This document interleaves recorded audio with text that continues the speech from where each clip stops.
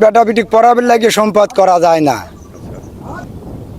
এখন মোটামুটি মনে করেন যে বেটাটাকেও বিয়ে দিচ্ছি নিজে টাকা পয়সা খরচ করি, একটি টাকাও যৌতুকলেই নেই, বুঝছেন। এখন মেয়েটা হলে মাদ্রাসায় পড়াইছি, দাওরা পাস করতে, মেয়েটাকেও এই চাকরি এই বিয়েটা দিয়ে দিতে পারলে আমি এটা নিশ্চিন্ত হতে পারি, আল্লাহ আমাকে সুখে রাখে। এই মোষের গাড়ি চলায়? এই মোষে গাড়ি চলায় ওই দেখা যায় বছর অন্তর দেখা যায় লাখখানেক টাকা বাড়ায়। 1 লাখ? 1 লাখ খায়। কি করেন এই গাড়ি দিয়ে? এই গাড়ি দিয়ে ধান টানি, পাট টানি, শোলা টানি, বিভিন্ন ধরনের কাজ করি। আল্লাহর রহমতে ভালোই আছে।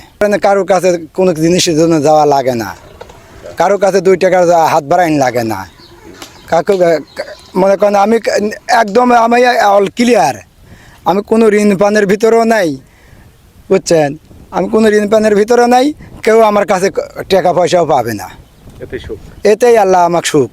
মোহাম্মদ দিলহাজের জীবন কেবল একজন মানুষের গল্প নয়, এটি গ্রামীণ জীবনের প্রতিচ্ছবি। তার মহিষের গাড়ি, মহিষ পালনের গল্প যেন মনে করিয়ে দেয় গ্রামের ঐতিহ্য শুধু জীবিকার নয়, জীবনেরও অংশ।